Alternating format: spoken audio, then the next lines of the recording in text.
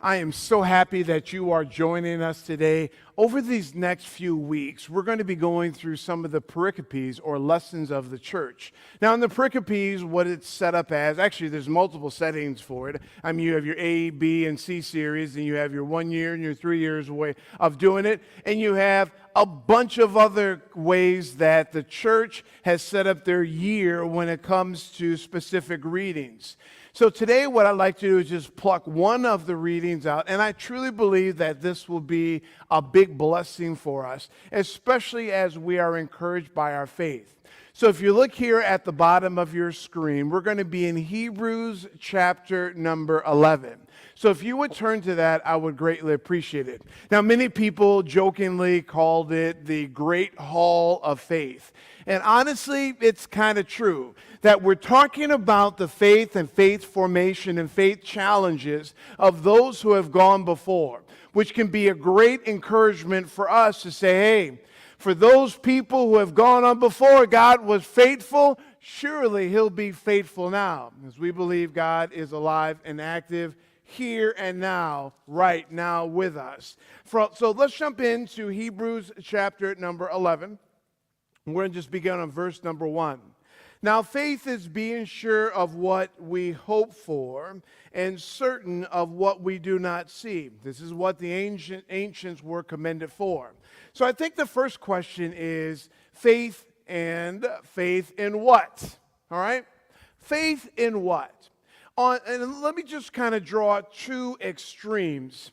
The majority of us who are watching today and sitting in the sanctuary with us are basically across the globe who find ourselves and call ourselves Christians, believe in God, and that God is outside of us. We believe that He's the creator of the heavens and earth. We believe that He's done great and awesome things.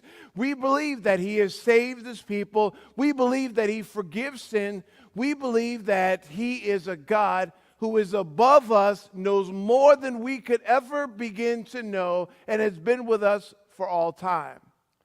That's one type of faith in the God that's outside of us. While on the way other extreme, there are some believe that God is the God that's inside of me, that basically I become my own God. Look at me, I'm my own God. Now, this has been especially built up for basically all of history, all right? But generally picked up in the celebrity format when it comes to many folks in Hollywood. I have my God inside of me and that kind of thing. Scientology. There's multiple different variations of the God within. One thing I realize is this, friends, that I know myself. And I know some of the thoughts that go through my mind and some things I'd like to say to people. And if that God is inside of here, I don't want anything to do with that God, because I know that what's inside of me is corrupt.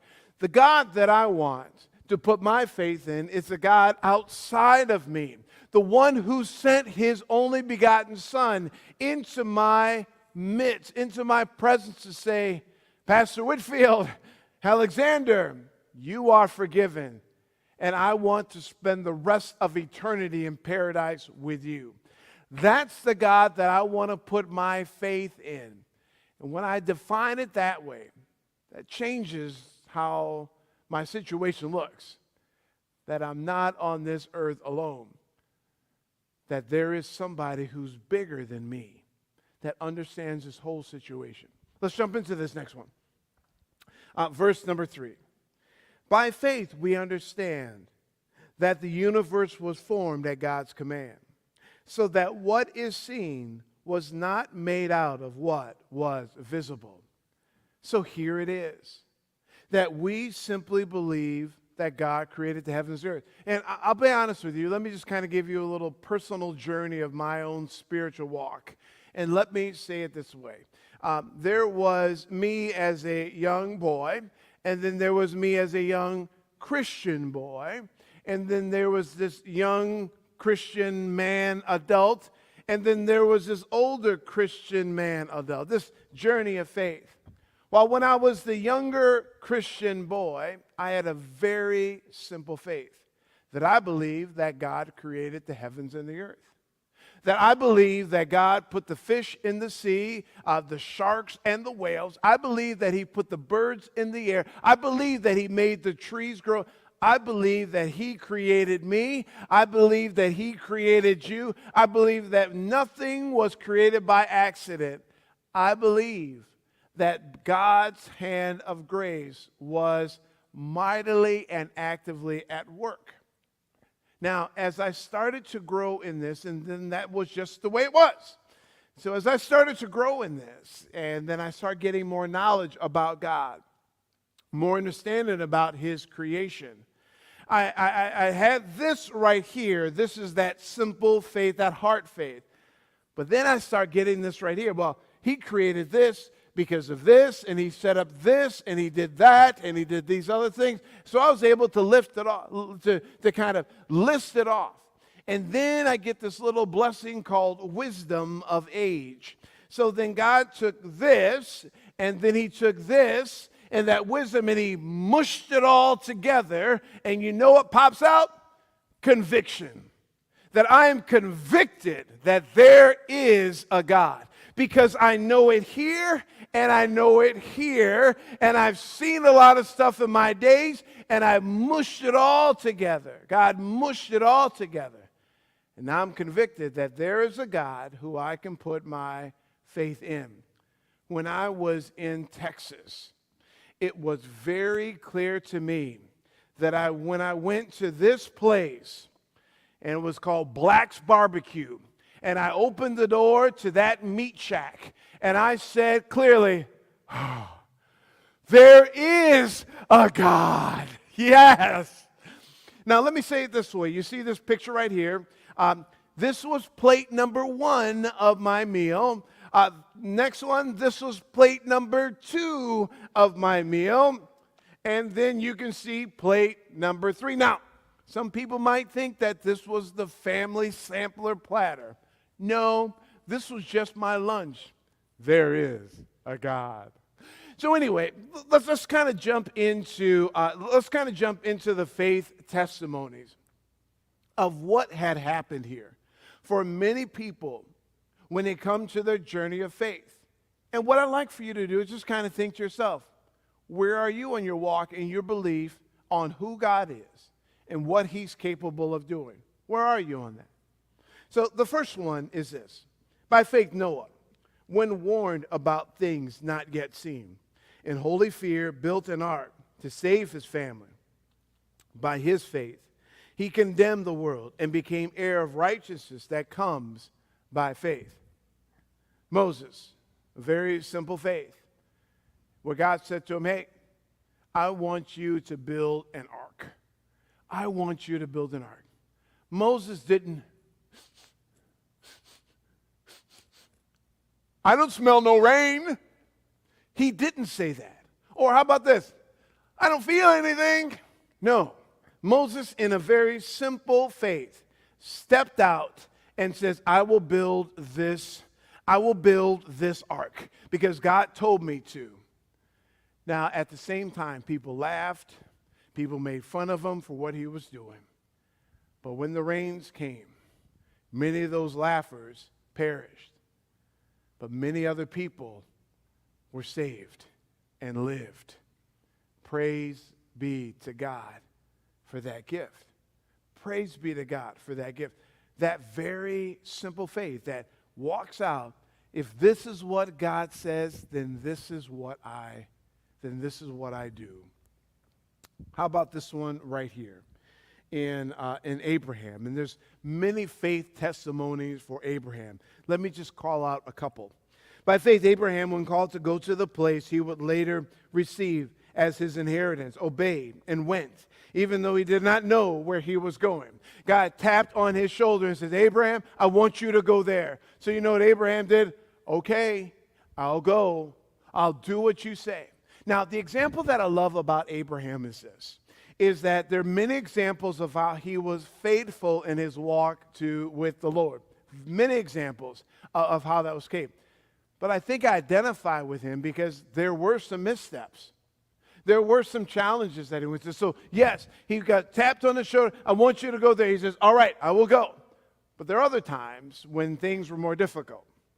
Like when there was a famine in the land and he left the place where he was to go and find food. So as he's walking along the road, he meets up with two guys. And these two guys said to him and his wife, wow, Sarah, she looks really good. Now, Abraham had to think for a second. He thought for a second, uh-oh, if they find out that Sarah is my wife, they're going to kill me and take her. So he turned to his wife and says, hey, Sarah, how about this? You pretend to be my sister, even though they probably saw us holding hands further up the path. How about you're my sister? So he said, well, she's my sister. Oh, really? Okay, then we'll just take her and we're going to bring her to our king. Now, this was obviously a mistake. He shouldn't have done that. Shouldn't have lied. And he brought harm not only on her, but on the kingdoms and other people. But the reality is, this brings clarity to the times when we are stressed in our own famine, where we make poor choices. And for some of us in this room and online, you know that you've been through a famine and you've tried to figure out, what do I do now? And I'm going to try to make the best choice that I can, but it's not going well. And I'm in this famine, I'm in this fire, and I don't know what to do. What do I do? And we can make some really poor choices. I know I've made some poor choices when I've been in a famine, when I've been challenged. And you're like, I can't believe I did. But again, who do we believe in? God. And what did God do? He sent his son, Jesus Christ, into our world to forgive us so that we can be renewed. How about this? The ultimate sacrifice from Abraham. Over here in verse number 17. By faith, Abraham, when God tested him, offered Isaac as a sacrifice. Now, let me be very clear. So Abraham and Sarah had a son. Now, they were too old to have kids, so God blessed them with one. Now God says, I want you to have one son, and I want you to sacrifice him. Whoa, that's a big deal. Can you just imagine that day that he is with his son walking up the trail? And he's walking a line. He's walking up the trail. And then what happens was, the son says, hey, Dad, I know we're going to sacrifice, but where's the animal that's supposed to be sacrificed? And Abraham looks down and says, well, it's kind of you. So then he puts him on top of the altar, pulls this out to sacrifice his son, the one that he had been praying for. But then God says, wait, hold on. Look off to your right. And there in the thicket was an animal to truly take its place. Use that animal, not your son. But think about this. Here Abraham was in the blind, trusting, convicted faith to be able to walk and say, God, I will do whatever you want me to do, including giving the thing that's most precious to me, including giving my son. Wow, what a faith that was. Now, I guess I will say this. I know some of you parents who have had a difficult week with your kid because of summer vacation, maybe some arguing or yelling or screaming, might be the first to say, hey, God, put me to the test. Put me to the test. I'll sacrifice my kid. Put me to the test. That's not what we're going with this. The point of the matter is, Abraham, in faith, believed in God. Now, some of you, and have faith in God, some of you are asking the question, why would God test our faith? Why? Why would he test our faith? Well, let me say it this way. I think this will be helpful.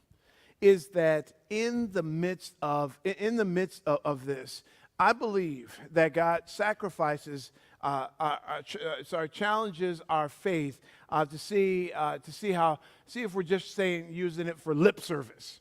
That it's easy to say, oh yeah, my faith is as great as it can be, and so on and so on. I can go through any trial of difficulty. Look how strong my faith is. Said another way, it's easy to say it, we trust. It's easy to say when we trust. Is that lip service? It's easy to say when we I just trust God until somebody we love is in the hospital. It's easy to say that I trust God until I lose my job and it's been months of me searching. It's easy to say that I trust God and I've been dealing with the situation of trying to have a child for years. It's easy to say it, but are we just paying lip service? Are we just paying? And God is testing that to say, hey, are you really with me? And is he saying some of that to you right now? Do you really trust me? The second thing, and that I want you to consider when it comes to that, is simply this. That God tests our faith so our faith would grow. Think about it as little baby steps, right? I'll put this little challenge in your life, and then this little bigger challenge in your life, then a little bigger challenge in your life. But the lessons that you're learning is that God was faithful in the little things. Sure enough, he's going to be faithful in the big things. But what are the big things? We look back to see his faithfulness and how he has cared for us time and time and time again. Are we willing to trust God? You know, one of the areas of trusting God is especially when it comes to our finances. And I know for some of us, this is the challenge. They say, wait, they're talking about money. That's my money. That's mine. That's mine. That's mine. Oh, really, is it? But if we go back to the premise that God created everything and gave us everything and breathed life into this body and can take that life away, is it really yours? What type of manager of your money are you? When it comes to giving and helping others, when it comes to being a blessing to other people, when it comes to that area, it can be a struggle or a challenge. But he says, test me in this and see if I will not throw open so much blessing that you will not have room enough for it. Said another way, we know it would be easy for God to provide $10. Just as easy it would be for him to provide $100. Just as easy as it would be for him to provide 1,000. Or said another way, because we believe that God is outside of us, he has limited resources. So us to be able to give and be a blessing to others, one thing we have to understand, behind that, there'll be plenty more. Why is that? It's God. When it comes to him soothing our hearts, our troubled spirits, friends, there is a belief and understanding that he is able to do more than we can imagine. I'm going to talk very frankly to most of you today, or specifically to a few, that I know that some of you are in the fire right now. I know that. I know that some of you are going through a thing. It could be with money. It could be with a relationship. It could be with a health matter. I don't know what it is. But do you have the faith enough to believe that God is walking through the fire with you? Where he's promised that I will never leave you or forsake you. You see, this importance of developing and growing our faith is key. In 1 Peter chapter number 1, it says, these trials will show that your faith is genuine. It is being tested as fire tests and purifies gold. Though your faith is far more precious than mere gold. So when your faith remains strong through many trials, it will bring you much praise and glory and honor on the day when Jesus Christ is revealed to the whole world. That it's about this right here. So can we take the fire that we're walking through, the challenge that we're in right now?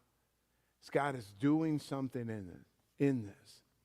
So as a way to kind of just bring closure to this, what I'd like to do is read you a few passages here from a song, "'Tis So Sweet to Trust in Jesus." Verse number 1. "'Tis so sweet to trust in Jesus, just to take him at his word, just to rest upon his promise, just to know, thus saith the Lord. Now here's the chorus. Jesus, Jesus, how I trust him, how I've proved him over and over. Jesus, Jesus, precious Jesus, oh, for grace to trust him more. I want you to just kind of soak this passage in, okay? I want you to hear this passage in verse number 2, in this second verse. I'm so glad I learned to trust thee, precious Jesus, Savior friend. And I know that thou art with me, wilt be with me to the end. And he will be with us now and forevermore. May you be blessed this day, trusting faith in Jesus.